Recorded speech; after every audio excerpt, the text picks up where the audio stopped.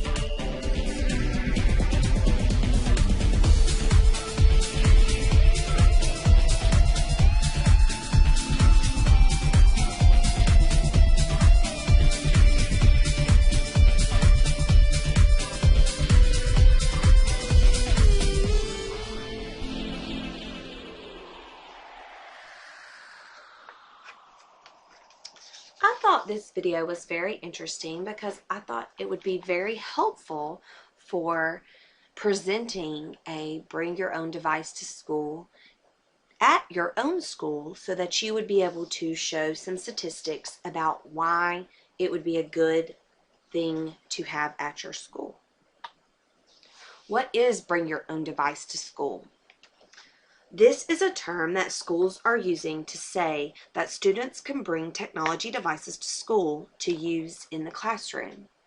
The students are able to bring devices such as laptops, tablets, Kindles, or cell phones to use in class to help aid in instruction. Teachers can monitor what the students do, and this helps the teacher to be able to have access to more technology in the classroom. Students are able to connect to the school's wireless network to get online and to use apps and websites that require the internet. Some schools are struggling to meet the demand for more technology. So by using a bring your own device to school, they will be able to use this technique to help bring in more technology that they might not be able to afford. How does it work? Once the student brings their device to school, the teacher gives the students assignments to complete on their devices. Some school systems have the students register the technology device so that they can be monitored. I think this is very important that the students know that they are being monitored and that they know that at any point in time a teacher or someone else at the school could see what is going on on their computer, or that they are blocked from any websites that are not appropriate for school. Teachers can use Bring Your Own Device to School to use different apps and websites to teach students the use of technology when the schools do not have the money to implement enough technology in the classroom. Teachers can use this so that they will have enough technology devices for every student versus maybe just having technology devices for 3 or 4 students. Students who may not have a device of their own can use computers or tablets that the schools do have so that everyone can have a chance to have a technology device with them. How can I use this in my classroom? There are endless amounts of ways that teachers can use devices that the students bring to school in their classroom. One of the ways is that teachers can use Google Apps to help with projects that students work to get together to complete. Instead of having one computer that the students work on and they work at different times, the students could have several devices that they work on within the same project so that they can work together, edit their work, and be able to work in a group without just having one computer to work at. Teachers can have students take notes, make flashcards, blog, and use apps to help the students. I use blog in my classroom, and it would be a lot easier if I had enough computers or tablets or devices that each student could blog at the same time. Versus right now, when I have my students blog, it might be 2 or 3 at a time for however long it takes to blog, versus having them all blog at the same time and being able to complete that assignment within a couple of minutes instead of blogging all throughout the day when they have extra time to go and answer the question that I've posed on our blog. Teachers can choose any website to help aid instruction on any topic. I find this a very helpful tool because the students can use websites such as Math Magician to practice their multiplication tables. Well, if I only have one computer, only one or two students can practice at one time. And if they all have their own devices, then I can use the first 10 minutes of math class to say, all right, everyone bring out your device, and I want you to practice your multiplication tables on Math Magician. This will help so that I'm not wasting my time having students rotate out and only having a short amount of time versus having each student having a longer amount of time. Teachers can assign technology projects for students to complete in class with monitoring from the teacher. It is very important that the teacher monitors all of the activity that goes on in the classroom.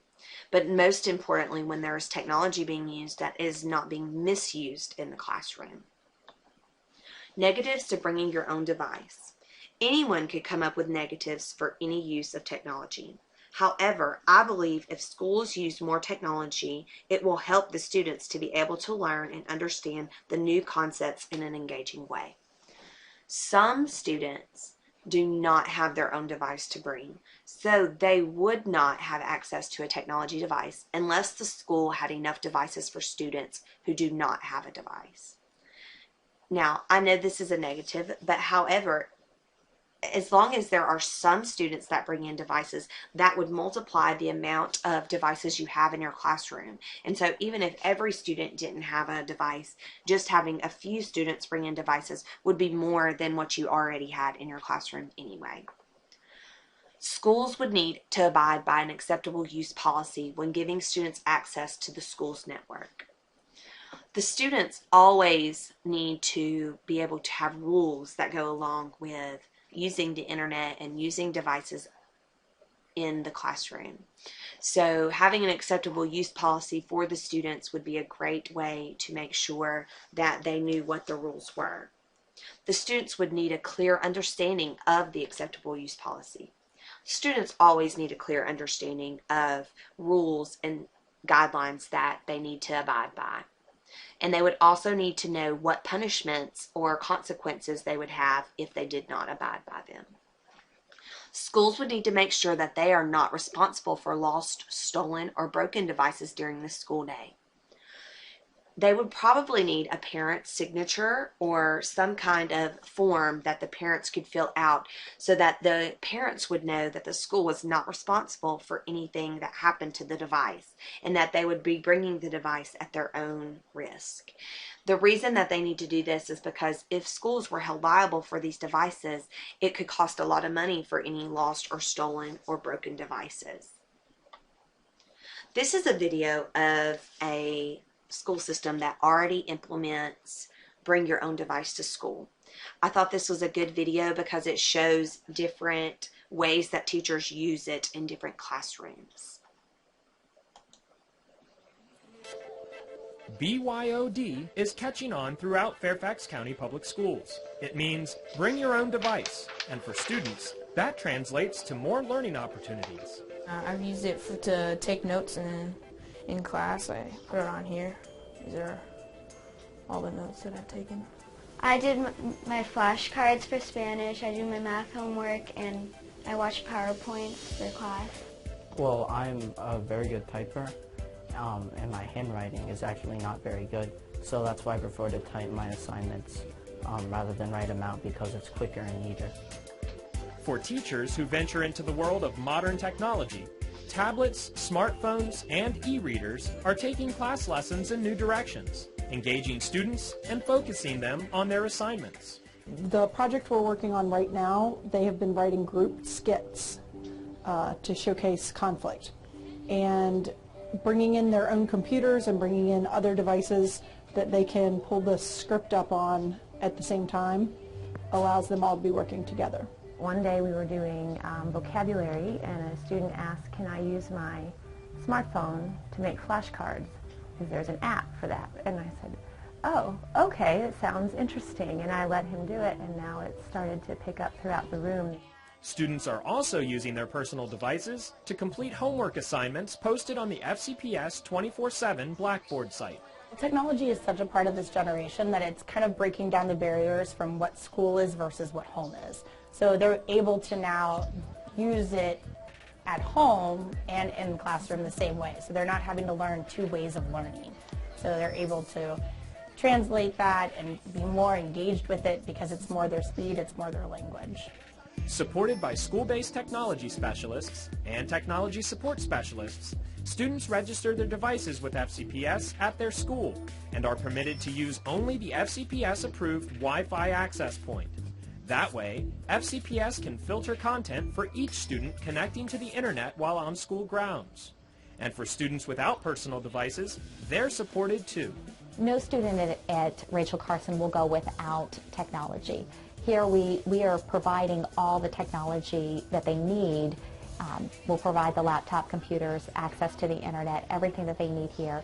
What we're hoping with the BYOD is that we just add to that number and increase, and also allow the students access to the items that they personally have that they want to use. So if they would rather use their iPad to access Blackboard, they can do that now. I think it's a great thing.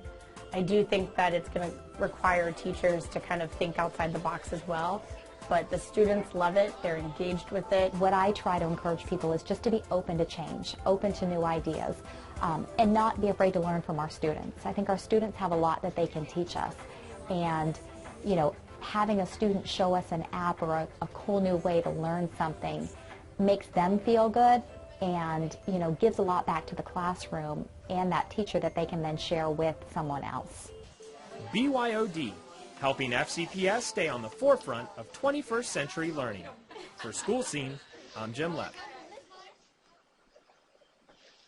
I thought this was a great video because it showed many different ways that the students could use technology in the classroom, and bringing their own device helped make this a better classroom, just so that they would be able to use a device and be able to help comprehend what they were doing.